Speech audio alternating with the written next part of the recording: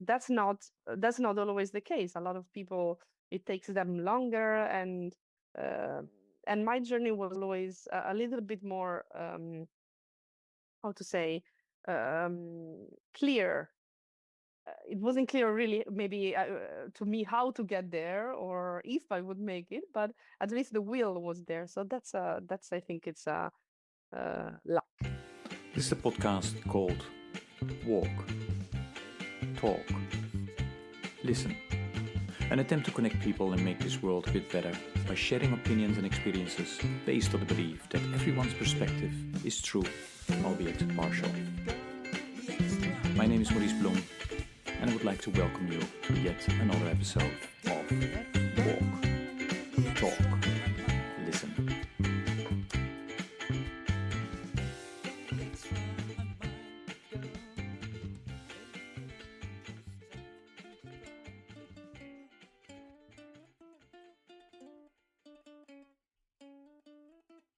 Good day, everybody. This is another episode of the podcast Walk, Talk, Listen. And as always, I'm delighted with today's guest who will introduce herself. Caterina, please go ahead.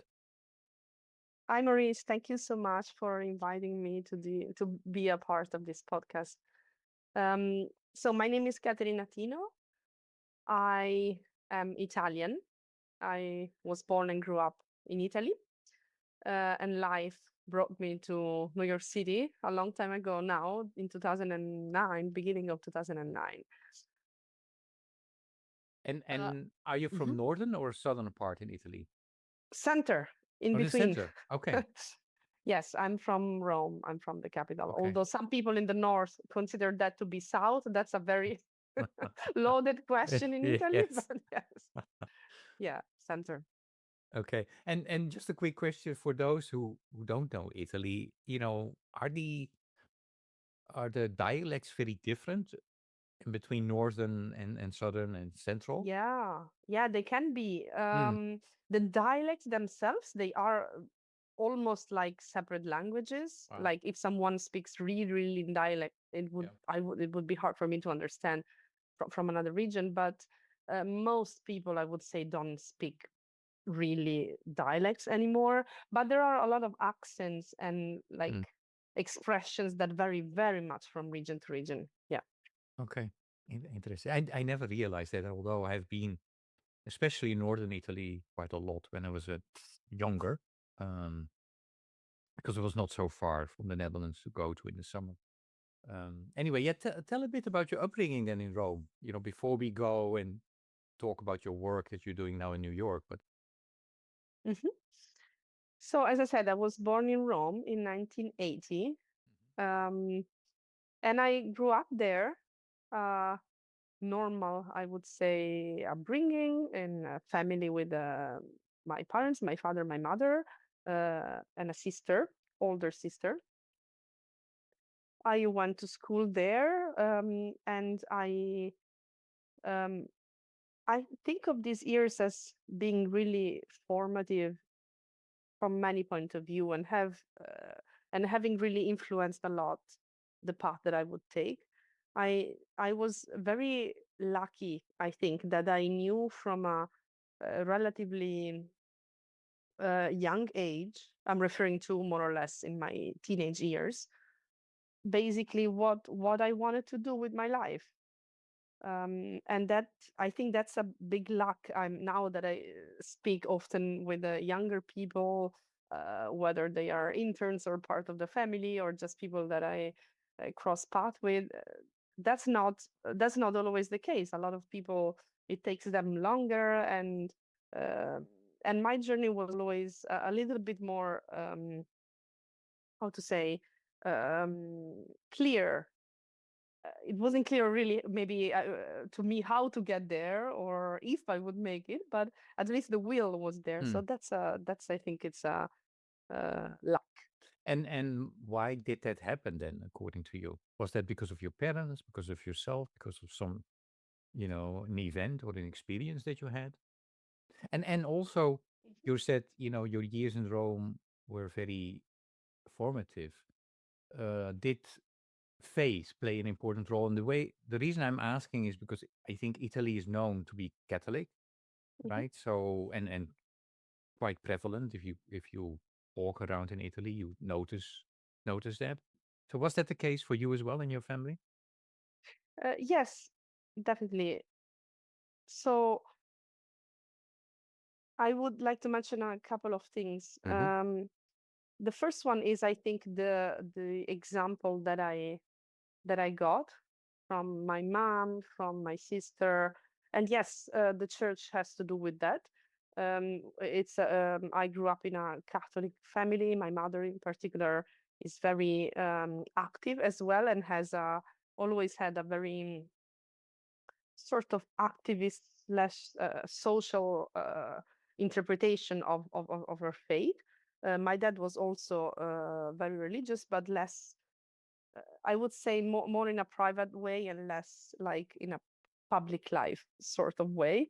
Whereas my mom always had her group called Rinascita Cristiana, like I think it translates like Christian Rebirth, something like that. It's a lay movement of people who just um, sit down and read the scriptures and reflect and on how they apply to their life. And but also, as I was saying, she also translated that very much. It wasn't really only about reading scriptures and that's it, but very much on how that impacts your life. What can you do to change it? So a lot of volunteering, sometimes in a structured way, like with associations, but sometimes very often also just on her own. Like she would just, for example, be part of a group that was distributing meals, hot meals and beverages to homeless people in like in the evening. She would do like rounds, um, and then she simply started become friends with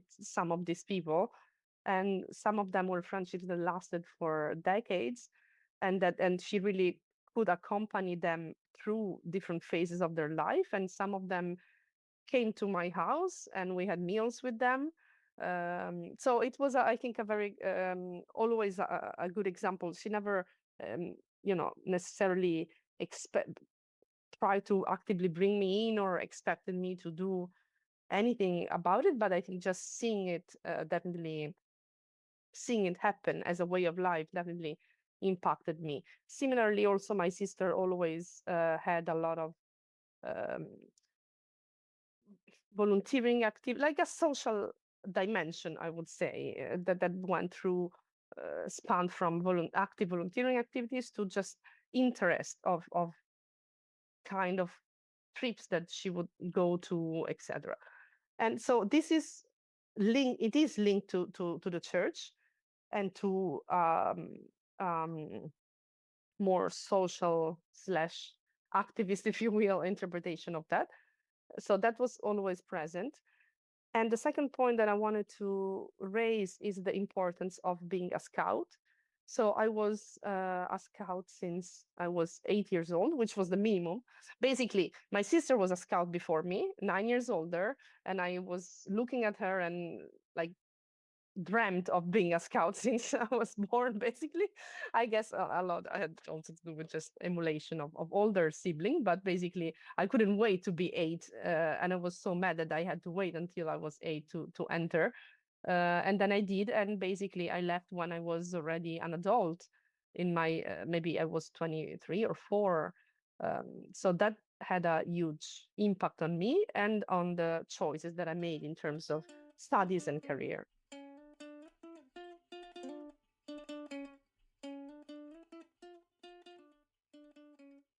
Okay. Wow. And is being a scout in Italy, is that very similar to the US? Are you able to compare that or? Um, so I don't have a direct experience in the US. Okay. I believe it is pretty different from what I heard.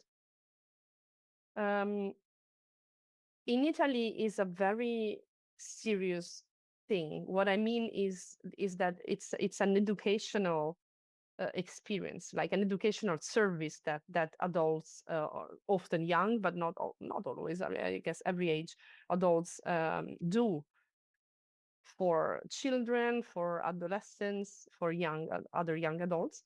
So the educational part is taken very seriously. There is intentionality, there is a project. every group like looks at the characteristics, social, economic, emotional, etc., of their group of the children or young people, and really makes a plan for the year, or for, actually very often is more than multiple years, like where do they want to go, what skills do they want to develop in their children, their scouts, and plan around that. And that is done. There is a lot of also um, capacity building that is done of young leaders, the scout leaders, to be able to equip them to be able to deliver this. And it's not an easy task.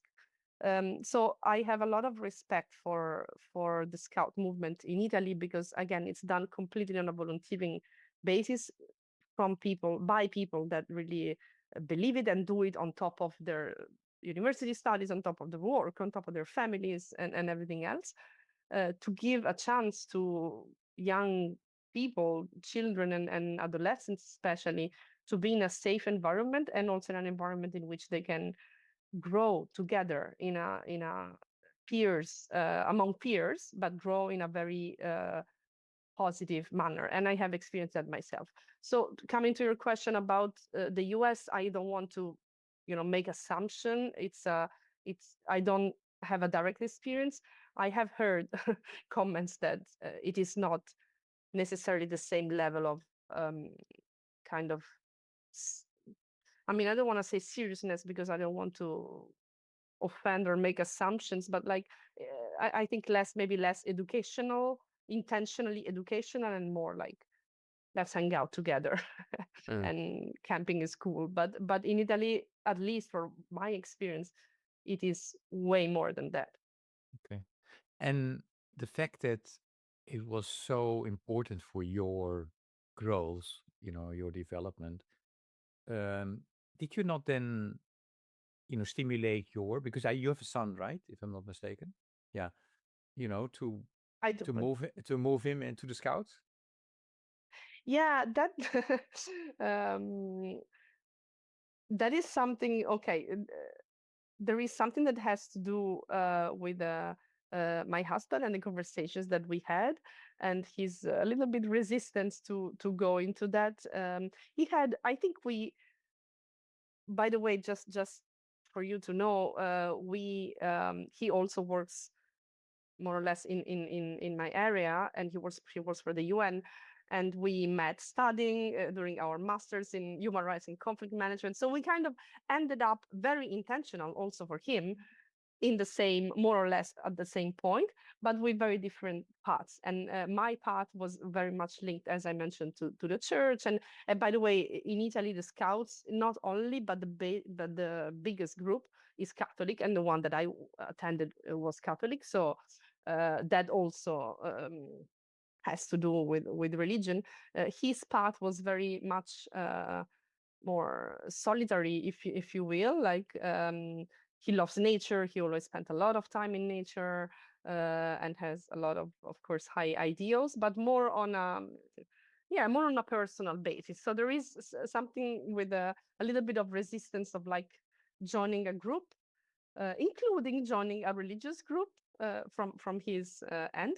Um, and for me, a little bit of maybe prejudice, if you will, or a little bit of resistance to think, oh, maybe in the US is not the same that I experienced. So we haven't gone there yet. Okay. No, I understand.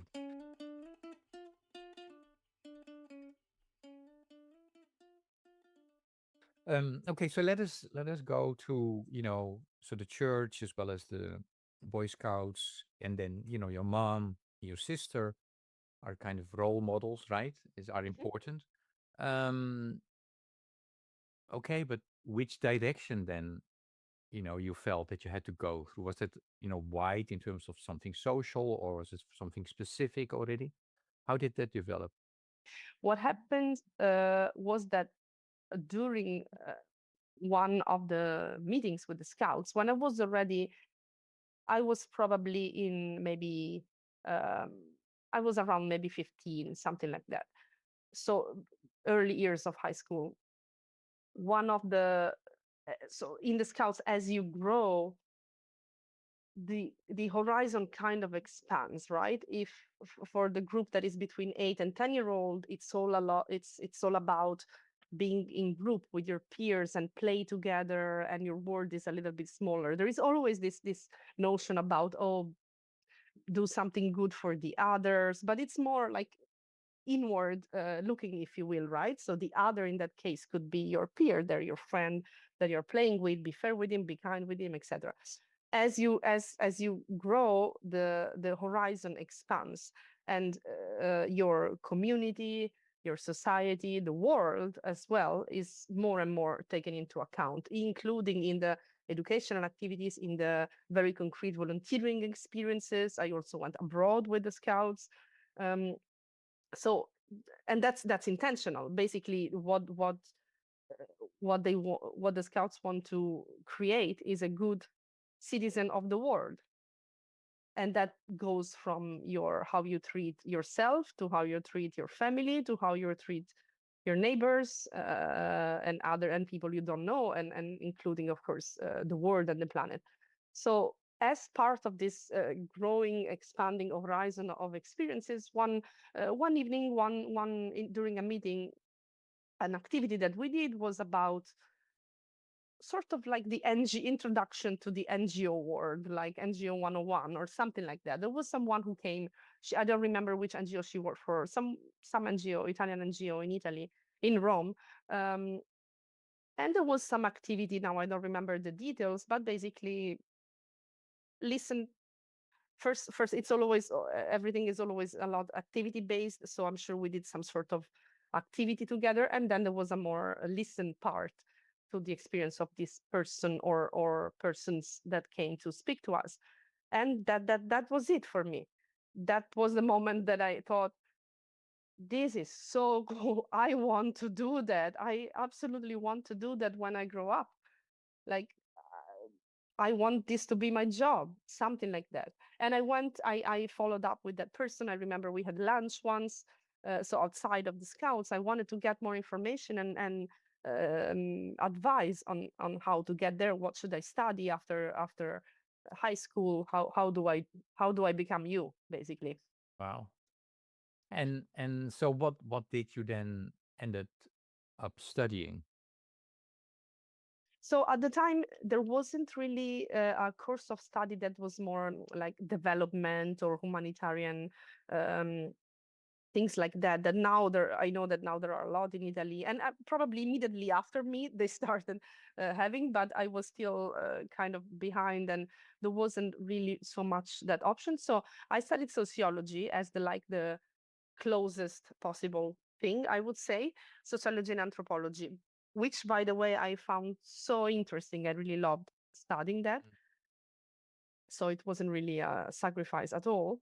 I liked it very much, especially the more anthropology part and how it links to social issues. So that was the beginning. In Italy at the time, again, the system changed immediately after me, but at the time we only had one option of doing like a longer term course of study, which was either 4 or 5 years. In the case of sociology, it was 4 years, but which basically corresponds in other countries to also a master's, like to your, so I did that. But after that, I also did another master's in human rights and conflict management, the one that I mentioned earlier, where I met my husband.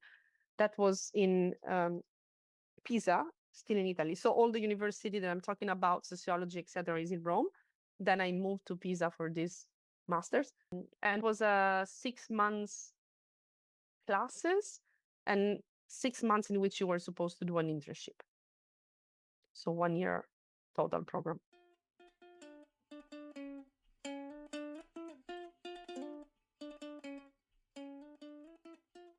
By the way, I don't know if you know, but I studied sociology, anthropology as well. So Okay. I mean, that was also for me the closest. I mean, I did not have those how do you say that? The goals that you had set, or in terms of, I want to Mm. work in that field. I Aspirations. wanted aspirations. I just wanted to travel. So, and then I turned out that at the end of my study, master's, I realized, oh, but this is really, I like this field. I like doing this. So it turned out to be, a good study, but really at the end. Um, so yeah, so then, why did you choose then also that additional masters in terms of, human rights? Because then I needed to get more specialized. I had done Okay. something more generic at the beginning, but I Hmm. I needed to be more specialized. Again, there were some people along my path that advised Hmm. me on what was best to do, and there were Yeah. I wasn't really considering going abroad for a master's yet, but Yeah. like in Italy, I was considering moving from Rome, and in Italy there were a couple of maybe three bigger, international masters that have more recognition internationally. So did an interview for the first one. I wasn't selected. I was so depressed. I had like a moment, a few weeks of like, I don't want to go out of my room because I will never make it. And I remember my sister was not making fun in a bad way, but like in a nice way, making fun of me, like, come on, like, you're really not used to this. Because it's true, I wasn't, because I mentioned that I like sociology. I did pretty well in university. Like, it was coming pretty easy for me, and I passed all of my exams, and I had good grades. So it's true that it was like the first failure of like, and I thought my world has my life had ended. um and luckily the second one was the good one. Yeah. Yeah. No, and um, I think that's, I know that there are some relatively young folks listening to this as well, and to understand, how do you end up in this career. And I think what's important to realize that most people, of course, they experience more rejections than affirmations, because, when you apply for something, a lot of people apply. So Oh, it's don't nice that you worry, I get the got job, my right? share of rejections later. Very much so. Very much so. I was young and naive and I didn't know. Okay. So, yeah, tell me something about, okay, so you met your husband, um, and then, yeah, you decided to find a job together, or how did that go?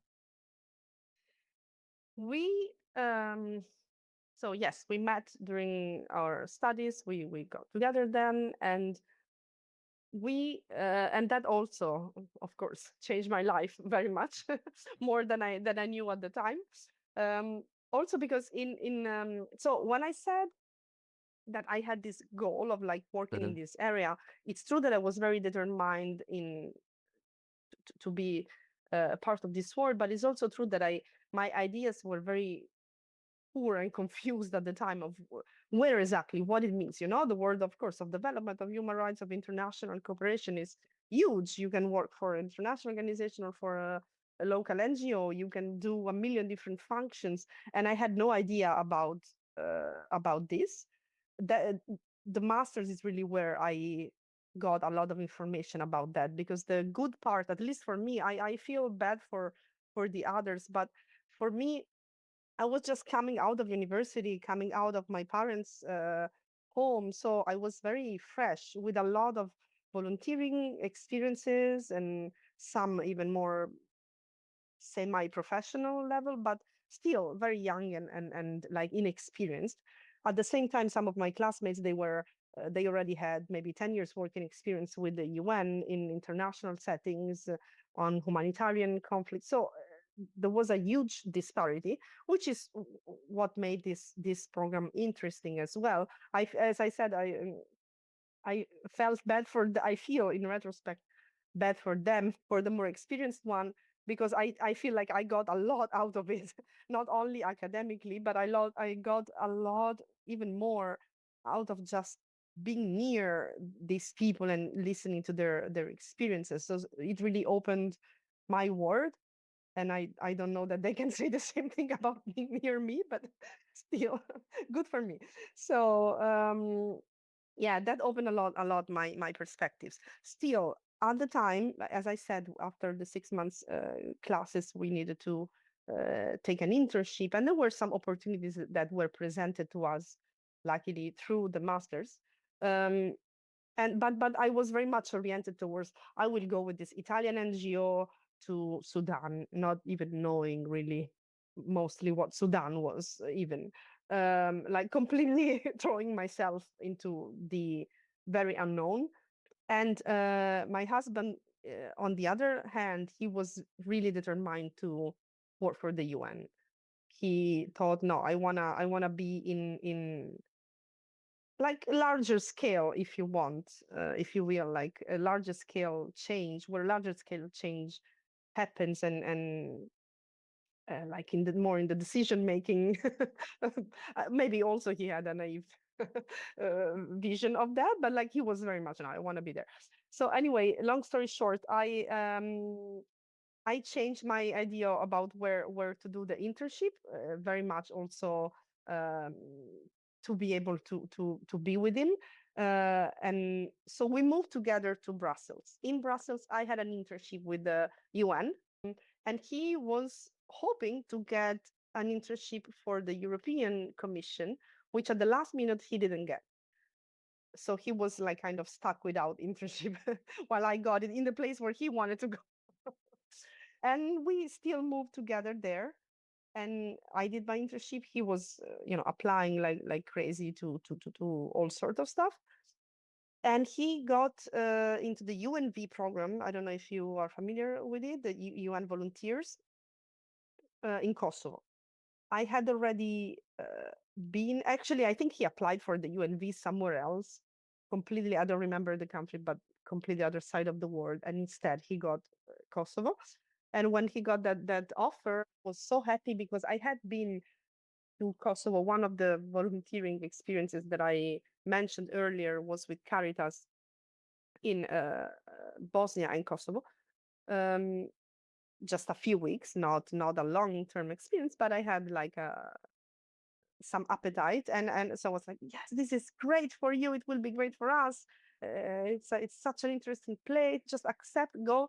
I will finish my internship here, and in a few months I will join you. And so we did, and I joined him there, and also got eventually into the UNV program there. First actually I did another internship with IOM, and then in a resettlement project there for IDPs, and then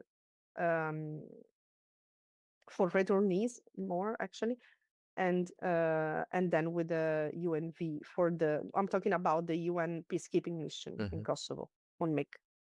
Wow.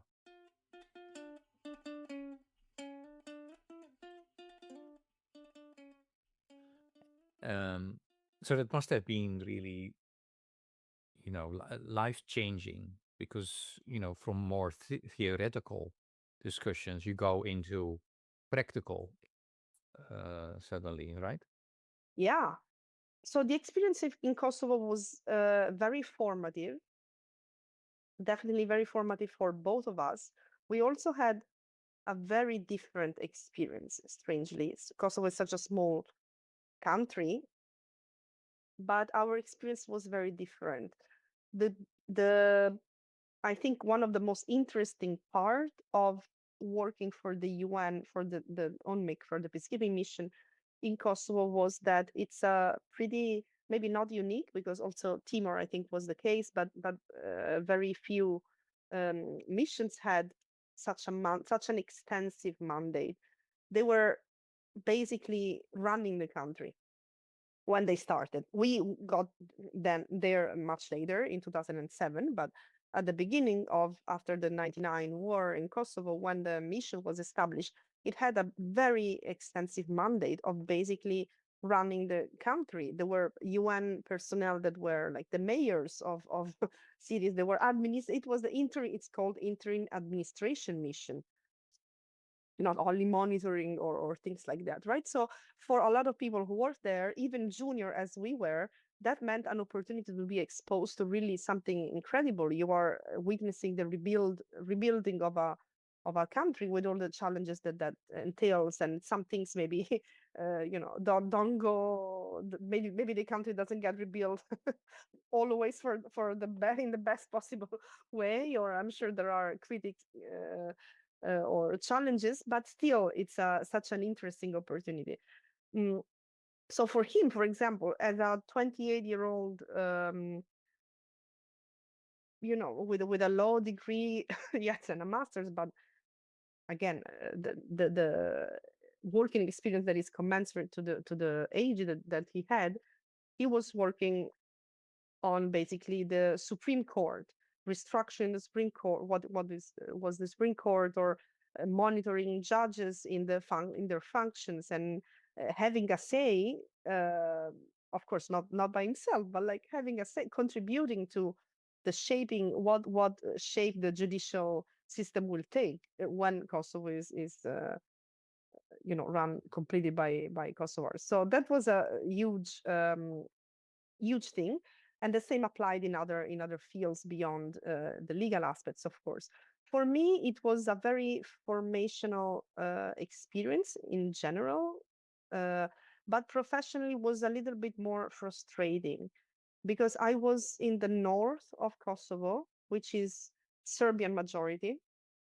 So Kosovo was and still is completely divided in the south. Well, we call south is basically the majority of the country, if you look at square kilometers and population. So in the south, it's Albanian majority, and that's where what I just described was happening. In the north, it's Serbian majority, where there is more of a political deadlock. So the UN has a very different function there, and it's or at least it was much less welcome, and is given much less room of maneuver to act. Really, it's more in a maybe monitoring function and definitely political function. But for a junior staff like me in that moment, that meant also a little bit less ability to influence. Having said that, I was very lucky that I was working with minorities there, which were Albanian minorities and Roma communities. So that was incredibly interesting. I don't think we were unfortunately able to help them very much. That was the frustrating part. But from the human point of view of interacting with them and seeing what the challenges were, that was very, very important to me and Hmm. very interesting. Yeah. And and how long was that internship? 2 years. Oh, wow. We were there for 2 years. But sorry, did you say how long was that internship? Yeah, well, it turned into a job, right? That's Yes, what it was. exactly. But Okay. two Okay. different things. The internship with IOM was for Yeah. 3 months, and then Okay. the rest of so in total we were there for almost 2 years. Okay. So you moved from an internship into a job with Right. UNV. Okay. Yeah. Um. Okay. But what made you leave after then the 2 years? Uh, so after a while, I was also, I think, due to these frustrations of like Mm-hmm. perceiving that okay, basically I learned what there is to be learned here, and I'm not gonna be able to affect too much change in this position here. So Mm-hmm. um, I already was wishing that we could have different working experiences and other opportunities. And the opportunity came once again through my husband's job offer. There is something a program called JPO, the Junior Professional Officer, I think it's called, and it's a program by some member states, mostly from the global north, that sponsor 2, 3, or 4 years, depending of salary, basically for a junior position as a staff at the UN. Um, and Italy always had, I believe, unfortunately, that in the meanwhile it has decreased a lot, but at the time they used to have maybe 15 to 20 people, something like that, every year. And it was, of course, very, very competitive to be selected for this. We all of our classmates from the master, we all applied every year. Of course, that was like one of the big, all the Italian ones at least, and there are many other countries who do that. But we all applied. That was like winning the lottery, and Gabriele won the lottery, and he was selected for as a JPO, not only as a JPO but as a JPO in New York, which I think it's also more rare because most of the positions are in the field. So he got that letter, and I don't know, we looked at each other and we thought, the UN for 2 years in New York, we can't really turn this down. We have Mhm. 2 jobs here, but and only one there, but he needed to do that. And I jumped as well. And I was again very, very naive. In retrospect, I don't know if I would have done it, but I don't know if I would if I do it again. That's what I mean. But I really thought that sure, I'm leaving my job here, but I'll find, the UN is surely waiting for me to arrive. And for sure a lot of jobs will open up for me, and I basically hit a wall running. I even run faster and faster, and I was of course very wrong with that, and it was much more challenging than I expected. Okay. So how long did it take you then to find something to do? Oof, to find even like my first job, I arrived in January, so I finished my year there, and then I moved directly here. I had $4,000, which I never had before, and I thought it was a lot of money. And I arrived in New York, and of course, fast forward a couple of months to 3 months or something. Even with my husband's, we weren't married at the time, but anyway, even with his job paying the rent and everything, but still, as you well know, a few months after, like I had maybe $100 left and still no job. And I was like, oh, I think I might have miscalculated something. The first job came in October of that year. It was only a 1 month job with an NGO called Alianza de International Action Network on Small Arms and Light Weapons, which was monitoring the first committee of the General Assembly, which is about disarmament. So peace and security and disarmament in particular. So there were debates about developing a new treaty, arms trade treaty, and that NGO was part of a bigger coalition of NGOs that had been lobbying for years with member states to develop this new treaty, which eventually ended up being developed and adopted. So it was very nice for me to be part of that. But my task for that 1 month job was basically go to the GA and take notes and share them. And then after that month? And after that, so that was it. And after that, I got another job which was longer and also very, very formative with the Spanish mission to the UN, because I had this experience with the first committee. They were looking for someone to help the counselor following the first committee. So I got in, even though I'm not Spanish, but because they had the 6 months presidency of the EU. So they needed more help, and they were hiring like Europeans in general, not only Spaniards. And yes, that was also very, very, in retrospect, one of the most interesting and learning opportunities, because I got to see also from the perspective of a member state how that works, how you take instructions from capitals, how you report on what happens here, what room of maneuver do you have, where you take your informations. That was very, very interesting, and I was so happy.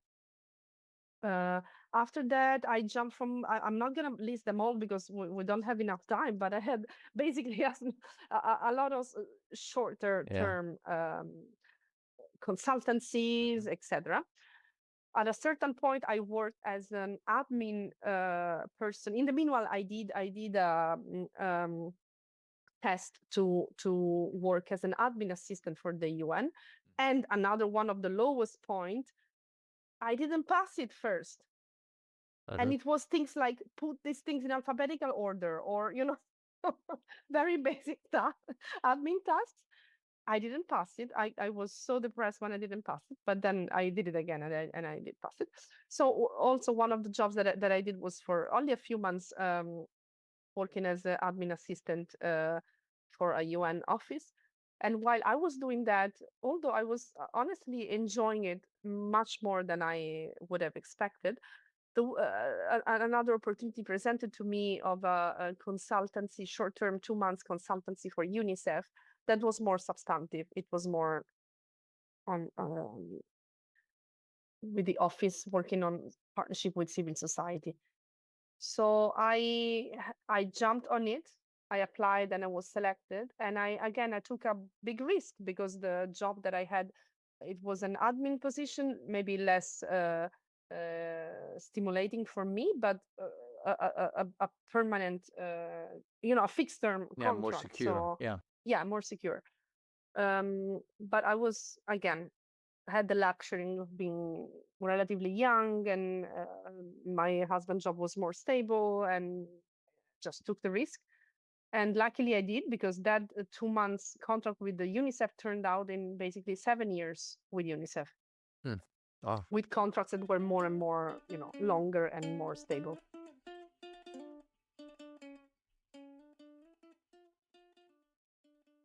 Yeah.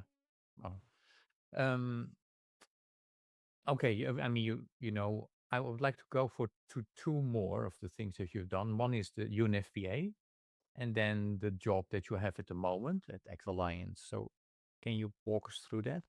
Yes. As well. So the jobs at UNICEF and UNFPA were somewhat similar. Okay. So with UNICEF, I mentioned that I was in the civil society partnerships unit, which did a range of issues. But after a while, at a certain point, I was assigned a portfolio of faith-based organizations. And I was so happy about it. I remember seeing my colleague who was covering that while I was doing something else, and really envying him and thinking, oh, he is so lucky. This is so interesting. I would love to work on this. And luckily for me, at a certain point, he left, and my boss asked me if I wanted to do that. And I was very happy. I always thought that I loved, first of all, I love being in the office working with a civil society, because I think it was really the link between what I wanted to do originally. Remember, all this started because I wanted to be part of an NGO, and then somehow I ended up in the UN. But again, I think it's not by chance that the most meaningful work that I did, and the most interesting one, was the one that I did with civil society partners. So I was very happy about that. And the faith-based was particularly interesting to me, as again, I probably bringing back together different parts of my life. If you think of my upbringing and my values, how much they were influenced also by a positive experience in the church, and the more secular, if you will, values of the UN, of peace and justice and dignity. So that was with UNICEF. With UNFPA, it was similar.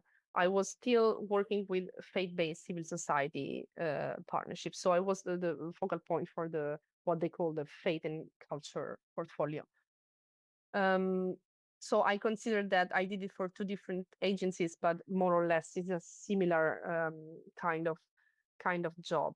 And that brought me to know a lot of folks working, especially in New York, from faith-based organizations, and having to work hand in hand with them on different projects, and so expanding my network, which is also what brought me to ACT Alliance, because ACT was one of the biggest partner from UNFPA's point of view on the issue of sexual and reproductive health and rights.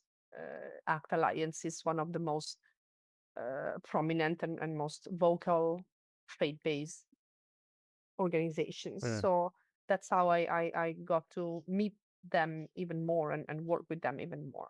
Mm. And now I work here. Yeah. And feel, does that feel a bit like that you have come home, after you had the whole, Yes. yeah. Thank you for choosing those words. Yes, I think they are pretty good words. Okay. Pretty good way of describing it. It feels very familiar Hmm. from a certain point of view, just because of all the exposure, as I said, that I had to faith-based organizations. Although at the same time, I must admit that the learning curve is huge. And I'm still talking in a present tense. I'm 1 year into the job, and I still feel like I'm learning every day, and there is so much more that I need to learn. So I also thought I already knew everything, but turns out I didn't at all. Let me try, because and really thank you for taking us, with us through your journey. I would like to. I have a couple of questions where I'm trying to link some of those experiences that you gained, and get your perspective because of that experience. The first question is, so you have worked for the UN, right? And now represent ACT Alliance, which is a large faith-based alliance. Um, so, what have you learned about the unique contribution faith communities can make to global challenges? Thank you. Yes, I think on one hand, faith-based organizations are like any other NGO. They are civil society, right? So uh, they represent uh, uh, uh, sometimes a big number of people. They are local. They are in communities. They can be very powerful advocates where the UN cannot go. So it's a very complementary role that I think civil society has with that there is between civil society and international organizations, and we need both of them. They are there for different purposes. We need both of them, and we need them to work very very much together. But then faith-based organizations, I think, have an added value, hopefully, or at least another layer, and hopefully value if they use it well. Um, of being influential. So if I think of uh, religious leaders, right, and how much they have a voice, people listen to them, and very often change their behavior in depending on what they say. So they have the possibility to really influence people and change also not only behaviors but also attitudes and conceptions and social norms. So that's an added value, definitely. And the other added value is the presence in local communities. It's not only faith-based organizations who are present in local communities, of course, all local civil society is, but they are pretty embedded, and they are very much stable. They're Uh, always there. They're not going to leave. They're not, uh, it's not like, oh, we lost fund for this project and we're leaving. Um, a church will always be there, and a religious leader will always be there. And then, so yes, I think this is what I wanted yeah. to Yeah. emphasize. Yeah. It seems that we are living in a time of increasing polarization, right? Conflict, mistrust. Um, what gives you confidence that dialogue and international cooperation still matters? Ah, who tells you that I have this confidence? Why are you starting from the Oh, assumption that I okay. have this confidence? No, jokes aside, it's hard to keep having this confidence, Maurice. I think at the moment, it really is. I do feel very worried. It has been hard, especially in the past year and a half, to to keep to keep something positive in mind. It's very easy to just fall into despair. So I am worried about the wars, that are going on and that seem to be going on more and more. I'm worried about how climate, the problem that we have for the planet is still there. It's not improving. If anything, is worsening, but we're not thinking about it anymore because there are all these wars going on. And above all, I'm worried about the general trend that we see, the sort of distrust that there is in multilateralism. And I would, with all its flaws and maybe shortcomings, the UN is our project to live better together, right? Our only hope. There is only one way, and the way is cooperation. And that is called United Nations at the moment. You can call it another way. You can make it better. You should make it better. We should make it better. But that is the only way for states to talk to each other, to try to solve problems together and not going to war, to try to address the needs and the rights of all people. So that's the design, I think, is or not the design, sorry, the vision, I think, is perfect. It's all we need. We only need to make it work. And we haven't so far. And states have been going farther and farther from that. And that is fueled by a lot of mistrust, a lot of resentment, a lot of narrative of division that really think that you can put one country first and the others, all the others after. And that is just crazy. It will bring all of us to the destruction, including that country. This is the one thing that that some people are not understanding at the moment, that there is no one can save themselves by themselves unless we are all saved. So sorry, you were asking me for a positive thing, and I only made a list of what worries me. I think that pretty much gives an impression of my mental state. But yes, it's difficult to keep positive. But having said that, again, what I was saying, that the project or the vision is perfect. I do believe it, and that's what keeps me going. And it doesn't mean, again, by vision, I mean all of it. The UN, the institution, the role of civil society, the role of all nations, the role of all citizens. So I think we got it right when we imagined it, how the world could be after World War II. And we got lazy, or maybe not lazy, but distracted by other sentiments while we were implementing it.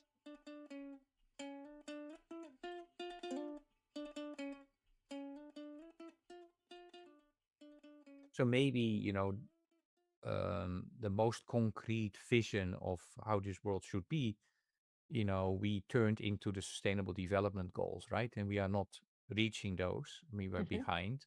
And many people then, when they talk about the SDGs, they say, well, we need, we need a system change. But then increasingly, there is also a discussion about the need for inner change. So qualities such as empathy, courage, self-awareness, hope. And does that resonate with your experience in international development and diplomacy? That there is a need for inner change? Yes. Yeah, definitely. But I think the inner change, I applaud all initiatives, all efforts to achieve that. I think it can be done in a million different ways. So it is done, or it can be done, or it should be done in schools, for example.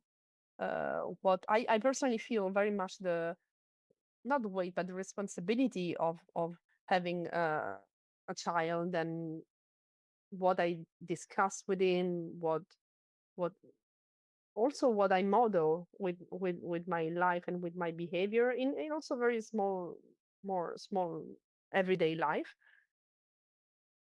So I think inner change is is needed. There are many ways of doing it. Faith can be a positive driver of that, or should be a positive driver of that. Unfortunately, we're seeing often now that faith is used for completely the opposite purposes, uh, to say that we should get armed and we should bomb each other, or that we should deport peoples who didn't commit any crime to another country where they've never been, where they don't speak the language, and where they will probably be tortured. And all this is done in the name of faith today. That is deeply hurting for me. Um, but faith can be also a source for inner change. It should. I think its role is precisely to inspire us to be better, to be a better version of ourselves. Always, you can always improve. You can always be better, right? And at least that's what happens for me when I if I go to church on Sundays. That's my moment where I sit down and I reflect and I think, have I been a better person in the last week, or in the whatever how many weeks I haven't done this. uh, have I really Mhm. been a better person? What could I have done differently? And so that's a powerful tool.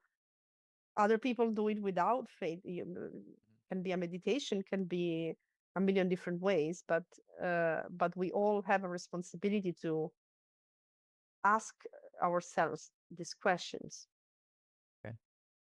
Um, no, thanks, Caterina, for that. Um, what I hope is, and maybe it is related with that inner change, and with the inner development goals that we developed, around being, thinking, relating, collaborating, and acting. What I hope is that this little podcast contributes to connecting people. You and I are connected. I connect you with the listeners, and connection is the first step in maybe listening to each other, and maybe starting a dialogue, and then realizing that even if we have the majority of things we don't agree upon, we can find something where we do agree, and then we can start talking with each other. um, so I've tried to weave that into the conversation as well. So I'm going to connect you with the previous guest. Um, and the previous guest has a question for you. And the question is, What steps can I take to create the world that I want to see? Hmm. I think this is a good way of maybe closing a circle. I started when I was talking about my upbringing, speaking about the scouts and how they influenced me. And the founder of the scout movement, Lord Baden-Powell, his motto was that we should always strive to leave the world a little bit better than the way we found it. And the way that at the time that I interpreted that was again going back to the very small things, the basics. What can you do every day? What is a small thing? How do you leave the world in a better shape? It means that when you enter a room, at the time with the scouts, we're using a room in the church that the church would give us, right, to do our activities. Okay, we should leave it a little better. Was it maybe not completely clean when we arrived? When we leave, it will be completely cleaned. And we really modeling this, and it had a big impact on me, because really it applies to everything. How can you leave the world a little bit better than the way you found it? How can you leave a relationship better than the way you found it? How can you leave your neighborhood a little bit better than the way you found it, etc. And of course, the more you expand, it Mhm. goes to the whole world. And again, we go back to the same principles and vision of living in peace, of tolerance, of human dignity, of being in relationship with one another. So I think that there are, to Mhm. answer his or her question, what steps can I take to create the world that I want to see? Each and every one of us has the responsibility to be that change. And it's not really just a way of saying, it's true. What I bring up my son, the behaviors that we model for them, learning to apologize. It's not something easy for me, my husband will tell you. I it takes me a lot of work, and I'm trying to do it. So if I, inevitably we will fail. We're all humans, right? So if I raise my voice, or if I answer in a way that is not just not nice, how you stop and you get on your knees, not because of repentance, but like to be at the same height of, speak from at the same distance, and look at him in the eye and say, I'm sorry, that was wrong. What I meant is that what blah blah blah blah blah, etc. So there are just a lot of small steps that we all can take, and it's really up to everyone. Okay, great. I like that. Yeah, your question for the next guest. Um, I guess I am, from my perspective, because we didn't get so much into my current job in ACT, but as a representative of a big coalition of churches and church-related organizations that are working on a big number of issues all around the world, and I get to represent all of them, and I'm only one. And at the same time, there are all these issues that that are UN is devoting its attention to, and so I guess my biggest struggle now is to filter and choose, like, where should I put my attention? So in comparison, like expanding a little bit, not only for ACT, but what is the most effective thing that civil society should focus on? What should we really be investing on? Is that one issue that is more important than others, and that will bring us change more than others? Okay, I'm happy that I don't have to answer that question. Me too. That's why I'm asking it to other people.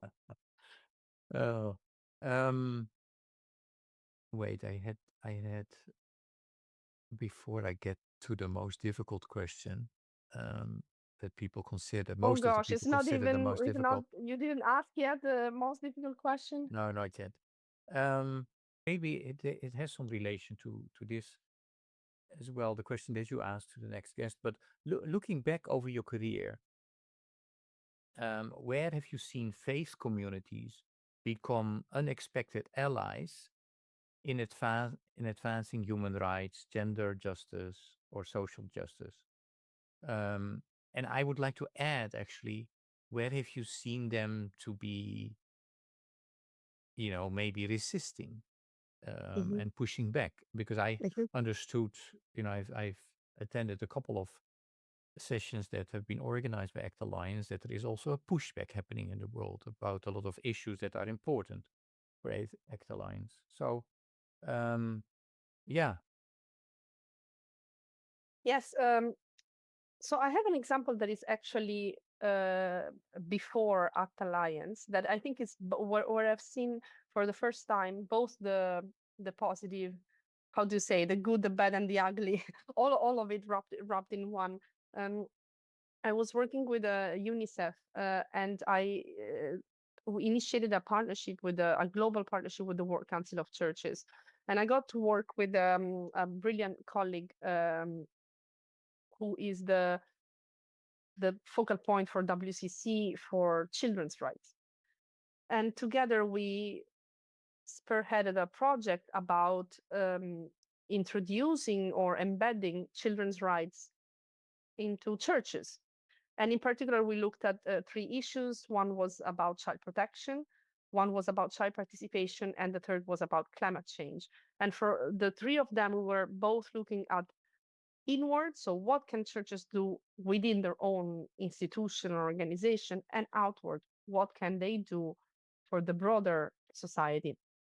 So it was a long-term project. We had a lot of work with the different members of member churches of WCC to basically draft something that was ultimately called the Church's Commitments to Children. So it's a set of action. It's aspirational. It's like a commitment. I commit to do A, B, and C for children in my church and outside. And with that more declaration, more aspirational document came a set of tools that could support the churches in so what does it mean concretely? What can you do? To get there, I saw a lot. I had the pleasure to work hand in hand with a lot of people from different member churches of WCC or generally associated with the WCC in a way or another. There was a reference group that was looking at how to do this. There was a theological working group looking at scriptures. It was extremely interesting, and I got the chance to work with a lot of passionate people who were doing it. For some of them it was their job. They were maybe staff of some organization. Some of them it was not at all their job. It was their private time that they would devote to this endeavor. So I saw a very positive wave of potential of transformation that a number of people that said, no, okay, we haven't really looked at this, at children's rights, and how can we empower them? How can we listen to them? How can we empower them to act for climate, etc.? So that was very positive.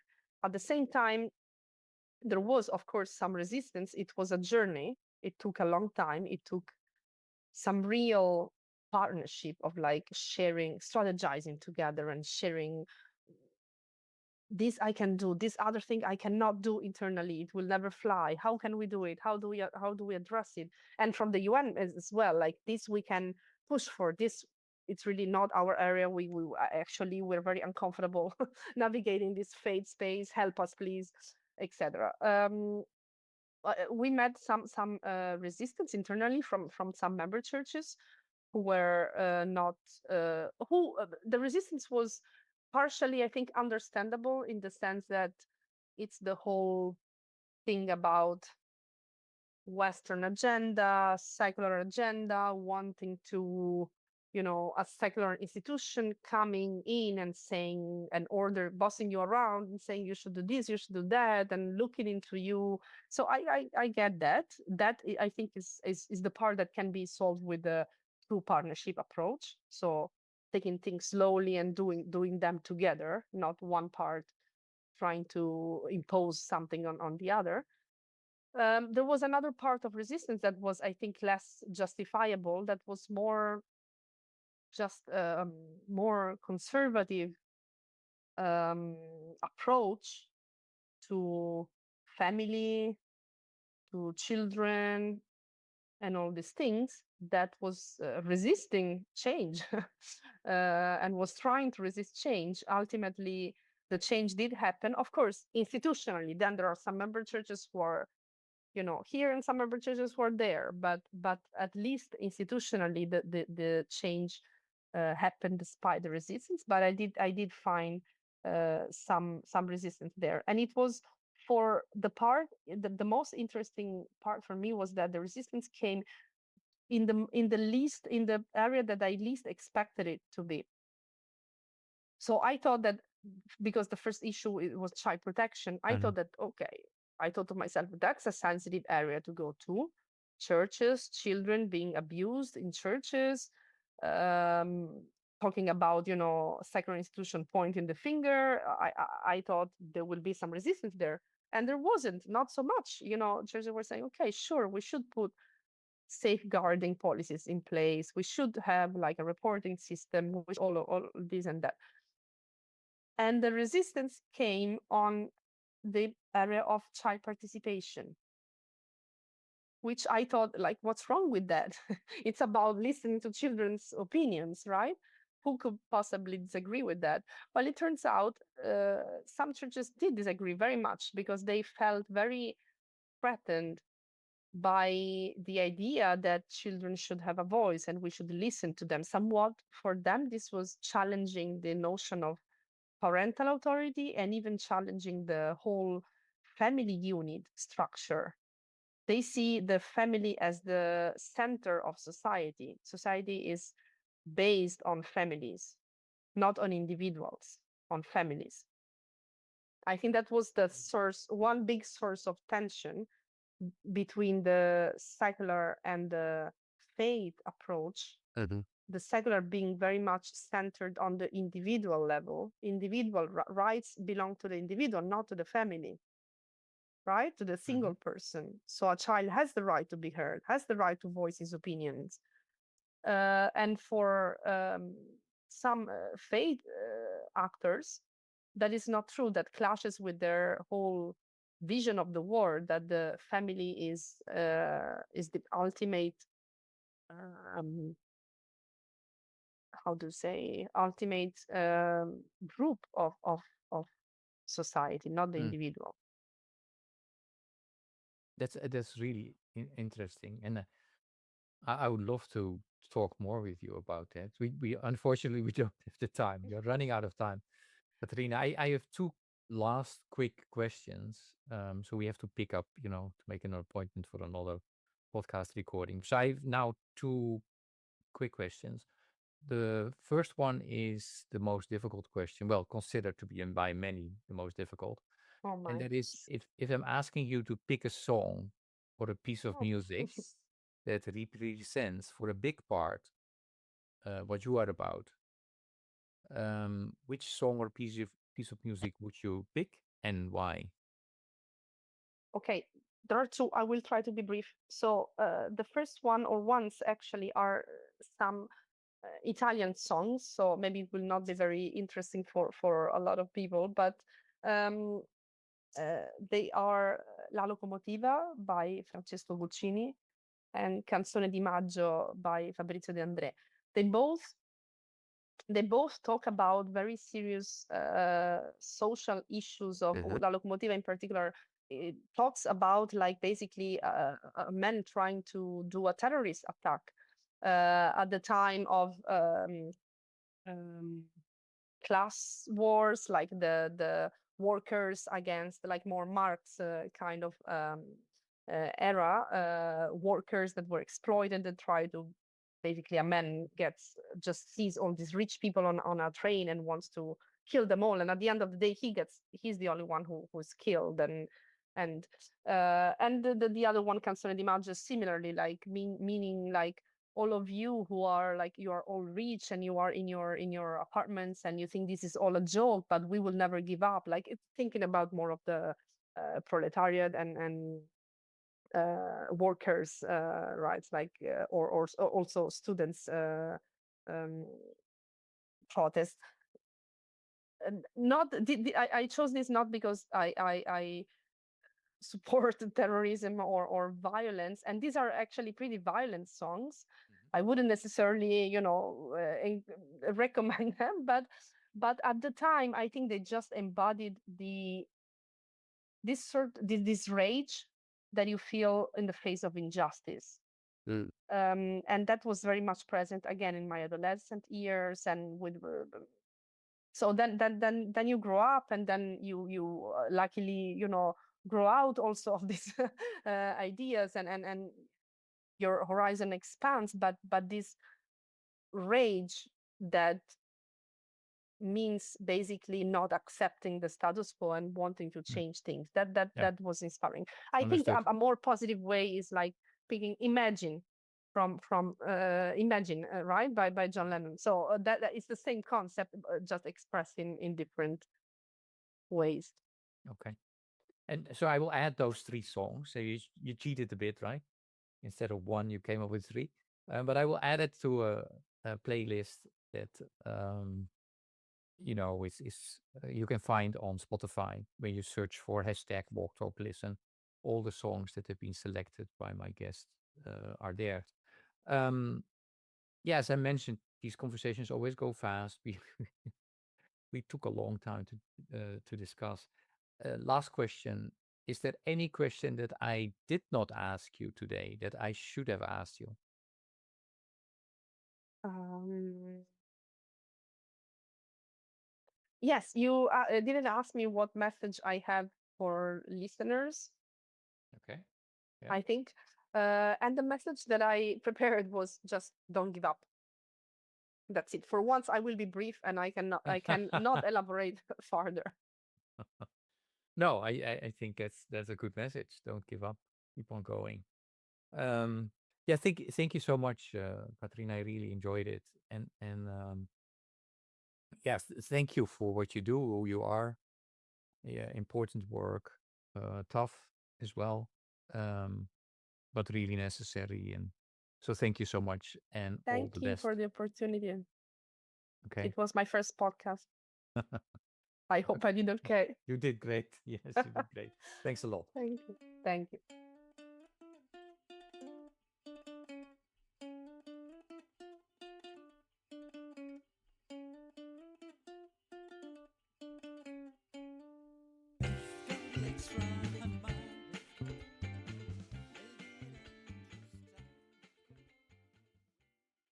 Thank you for listening to Walk, Talk, Listen.